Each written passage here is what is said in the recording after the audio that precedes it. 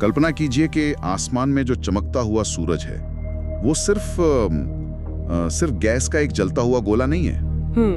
ये कल्पना करना ही अपने आप में। और रात के अंधेरे में टिमटिमाते करोड़ों तारे भी कोई निर्जीव खगोलीय पिंड नहीं है।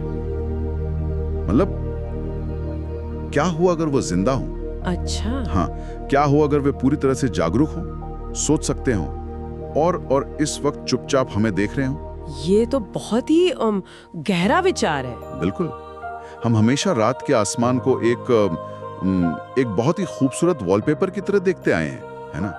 पर क्या हो अगर वो वॉलपेपर असल में अरबों आंखों का एक विशाल नेटवर्क हो जो चुपचाप हमें निहार रहा है? आज की हमारी इस गहरी चर्चा का विषय एक ऐसा विचार है जो ब्रह्मांड को देखने के हमारे पूरे नजरिए को ही पलट कर रख देता है। हाँ, एकदम बुनियादी तौर पर। तो आज हम the living starlight a conscious universe नाम की किताब से लिए गए कुछ बेहद दिलचस्प, थोड़े अजीब लेकिन पूरी तरह से क्रांतिकारी विचारों का विश्लेषण करने वाले हैं। तो चलिए इसे थोड़ा समझने की कोशिश करते हैं। बिल्कुल। ये किताब एक बहुत ही बोल्ड दावा करती है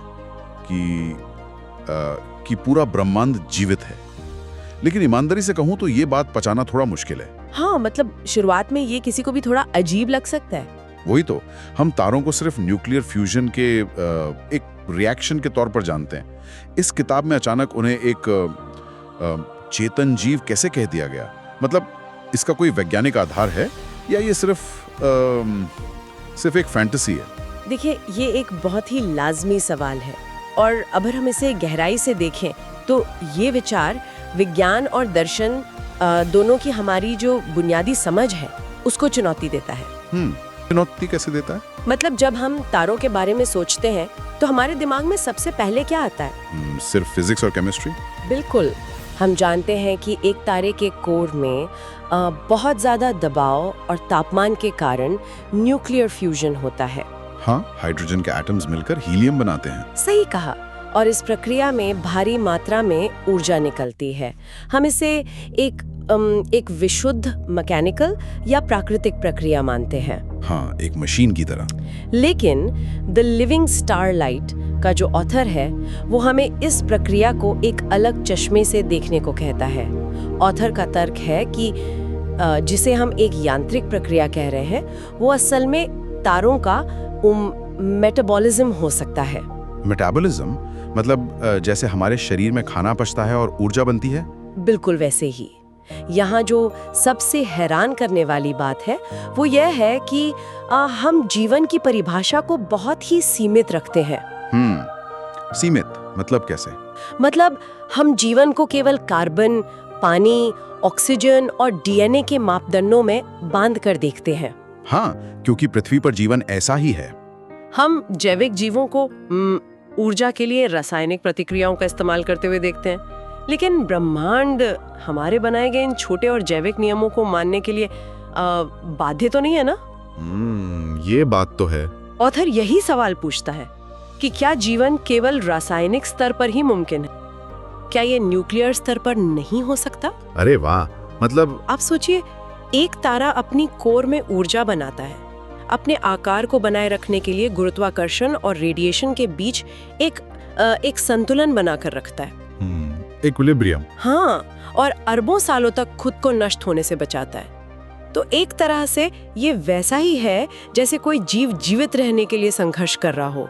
ओके, ये नजरिया सच में बहुत अलग है ना? मतलब अगर हम अपनी इंसानी सोच और जैविक जीवन की जो जिद है उसको छोड़ दें तो एक तारा तकनीकी रूप से वो सब कुछ कर रहा है जो एक जीवित कोशिका करती है। बिल्कुल। बस उसका जो स्केल है और उसकी ऊर्जा का स्रोत है वो पूरी तरह से अलग है। हाँ, उसका पैमाना बहुत विशाल है। ये तो ये सोचने पर मजबूर करता है कि इंसानों की सोच कितनी सीमित है कि जीवन केवल वैसा ही हो सकता है जैसे हम हैं।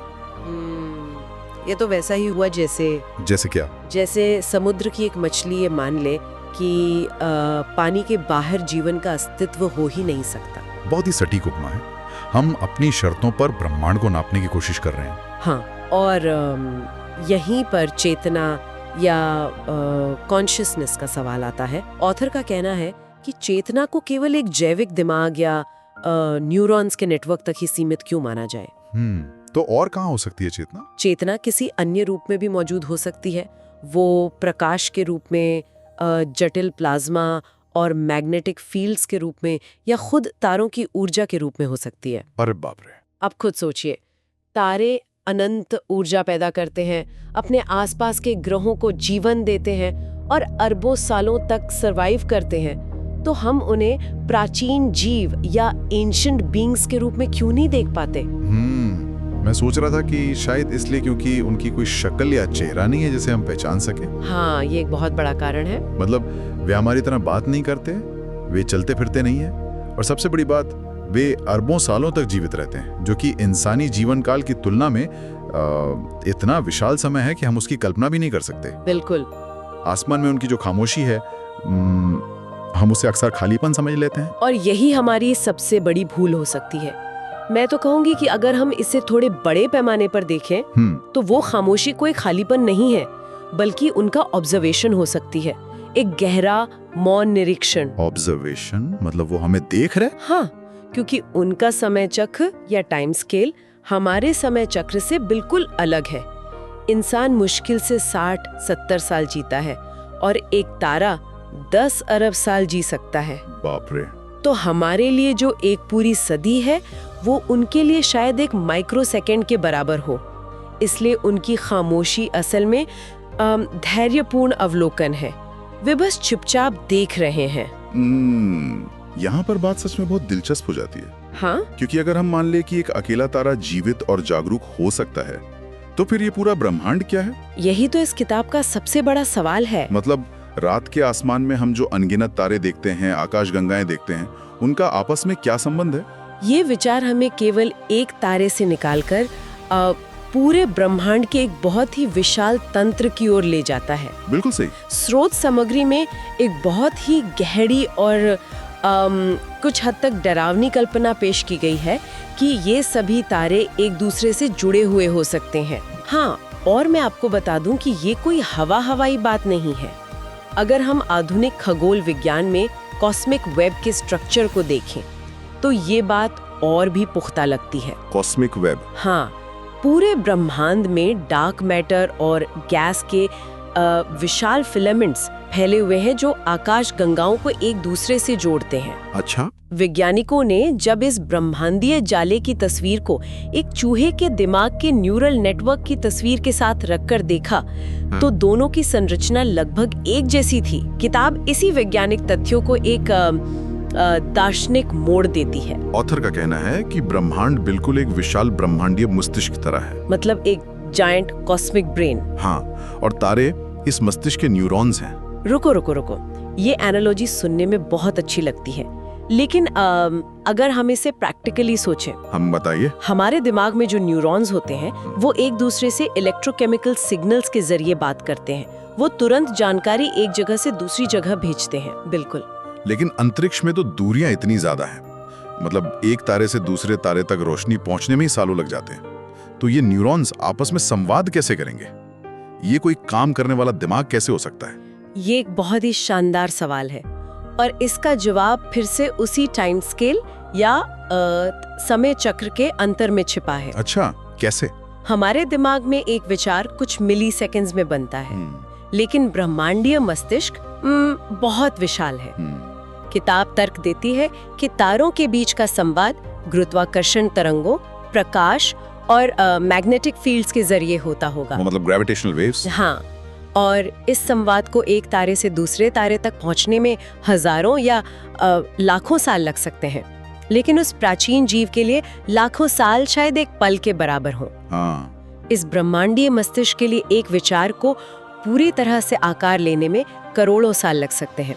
ओहो, मतलब जो चीज हमारे लिए इतिहास का एक बहुत बड़ा युग है, वो ब्रह्मांड के दिमाग में पैदा हो रहा सिर्फ एक छोटा सा ख्याल है। बिल्कुल सही पकड़े हैं आप। अगर ऐसा है, अगर तारे न्यूरॉन्स हैं जो इस तरह से बात कर रहे हैं, तो फिर ये विशाल आकाश गंगाएं क्या हैं जिनमें अरबों तारे एक साथ घूमते हैं? मैं बताती हूँ। अगर तारे न्यूरॉन्स हैं, तो आकाश गंगाएं केवल तारों का सिस्टम नहीं रह जाती, वे विशाल ब्रह्मांडीय मस्तिष्क के विचारों के पैटर्न्स बन जाती हैं।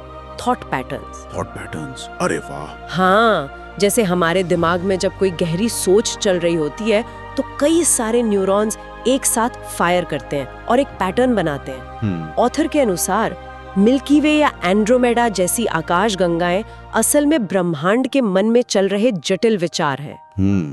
ये तो इसका सीधा सा अर्थ ये है कि पूरा ब्रह्मांड एक मृत या निर्जीव जगह नहीं है, बल्कि वो एक जीवित, सांस लेता हुआ और सोचता हुआ मन है जो लगातार फैल रहा है। ये सच में दिमाग को घुमा देने वाला विचार है ना? अगर ब्रह्मांड एक विशाल दिमाग है और आकाशगंगाएं उसके विचार हैं, तो हमारी हैसियत क्या है?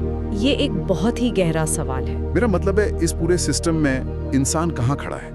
ये तो ऐसा है जैसे हमारे शरीर की किसी एक कोशिका या पेट में मौजूद किसी बैक्टीरिया को पूरे शरीर की चेतना का या हमारे दिमाग में चल रहे ख्यालों का कोई अंदाजा ही नहीं होता। बिल्कुल, वो बस अपना काम कर रहा होता है। हाँ, वो बस अपना छोटा सा काम कर रहा है, उसे नहीं पता कि वो किस बड़े अस्तित्व का हिस्सा है।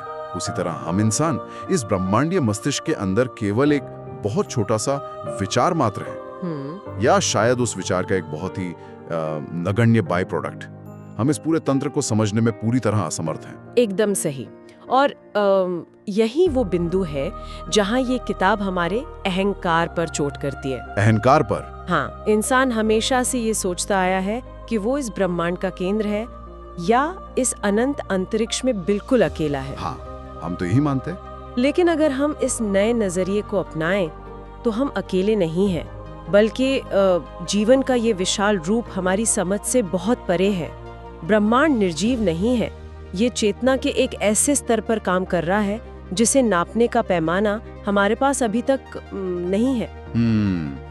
लेकिन अगर ये सच है, अगर ब्रह्मांड एक मस्तिष्क है और तारे सच में आपस में संवाद कर रहे हैं, तो एक बहुत ही व्यवहारिक सवाल खड़ा होता है। वो क्या?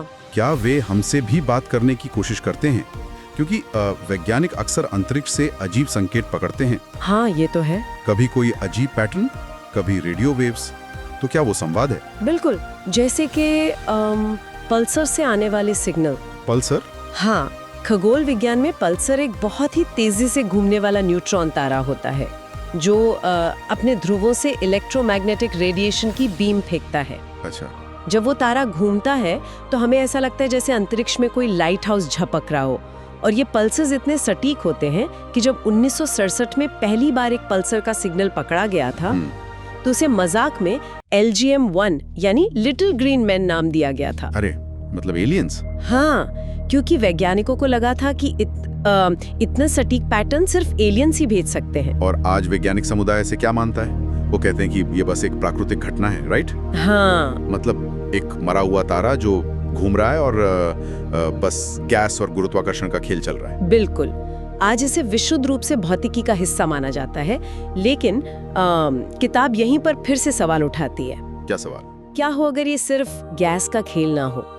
क्या हो अगर पल्सर के वे सटीक रेडियो सिग्नल्स या जो अनएक्सप्लेन्ड एनर्जी बर्स्ट हम कभी-कभी पकड़ते हैं, वे असम में एक ऐसी भाषा हो जिसे हम समझ नहीं पा रहे हो, ब्रह्मांड का कोई मॉर्स कोड। पर यहाँ मुझे सच में एक उलझन हो रही है। मैं इस बात का थोड़ा विरोध करना चाहूंगा। हाँ, बताइए। अगर तारे अरबों सालों से पृथ्वी पर जीवन को देख रहे हैं, वो इतनी ही जागरूक हैं और पल्सर के जरिए बात कर सकते हैं, तो उन्होंने कभी स्पष्ट रूप से पृथ्वी से संपर्क क्यों नहीं किया? ये एक वाजिब सवाल है। मतलब कोई साफ संदेश क्यों नहीं भेजा जिसे हम डिकोड कर सके? क्या ऐसा इसलिए है क्योंकि हम उनके लिए उतने ही महत्वहीन हैं जितनी हमारे लिए जमीन पर रेंगने वाली कोई छोटी सी चींटी? अच्छा। हम कभी रुककर किसी चींटी से हेलो बोलने की या उसे रेडियो सिग्नल भेजने की कोशिश तो नहीं करते ना?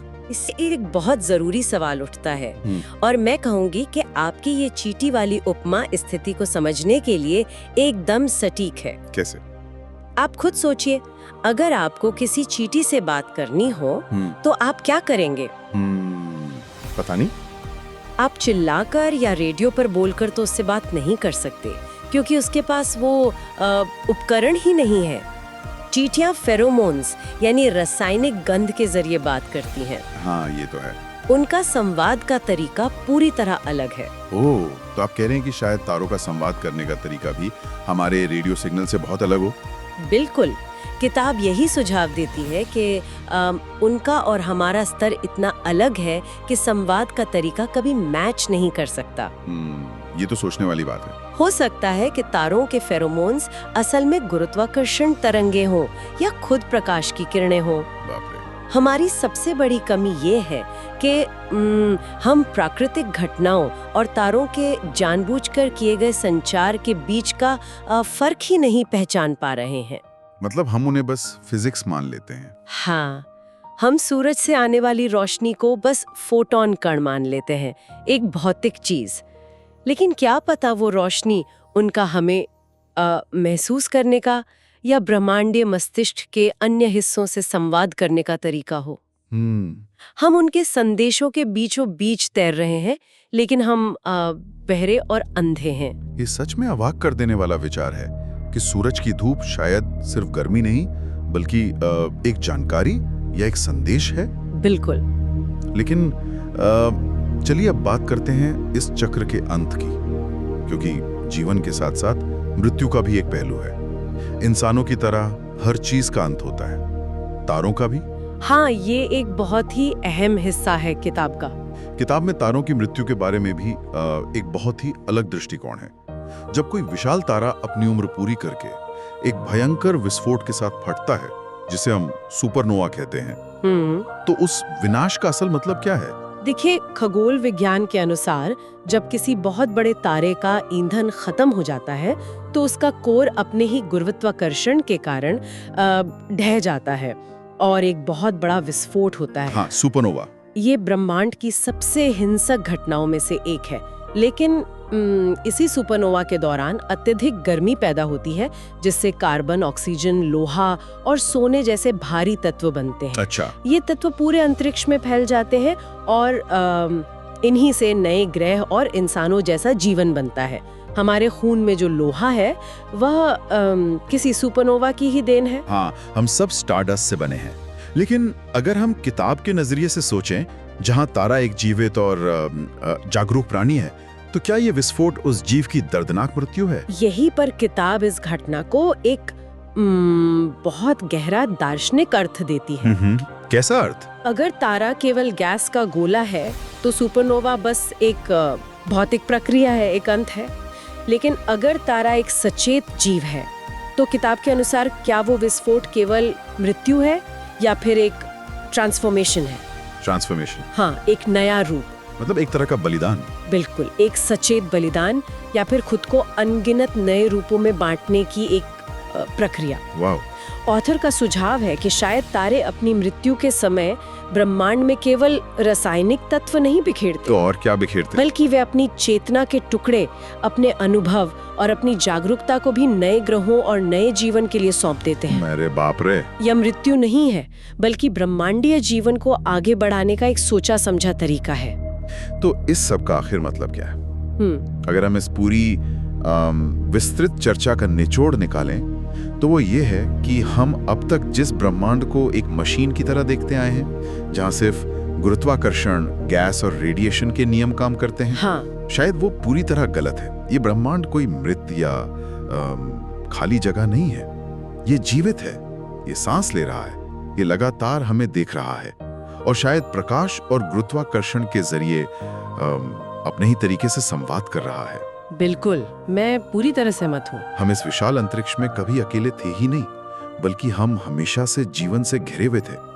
बस हमें अपने देखने का नजरिया और जीवन की उस पुरानी सीमित और केवल जैविक परिभाषा को बदलना होगा। ये बिल्कुल सही निष्कर्ष है। ये किताब हमें एक नया दृष्टिकोण देती है कि चेतना सिर्फ हमारे दिमाग के अंदर मौजूद कोई विशेष गुण नहीं है, बल्कि हम एक बहुत बड़ी चेतना के भीतर रह रहे हैं। ब्रह्मांड की हर गतिविधि, चाहे वो एक तारे का चमकना हो, पल्सर का घूमना हो या सुपरनोवा का विस्फोट हो, वो सब एक विशाल जीवित प्रणाली के सोचे समझे कार्य हो सकते हैं। इसका सीधा सा मतलब ये है कि अगली बार जब रात के आसमान को देखा जाएगा तो केवल हम आसमान को नहीं देख रहे होंगे। बिल्कुल नहीं, बल्कि एक गहरा एहसास भी होगा कि आसमान भी वापस हमें ही देख रहा है।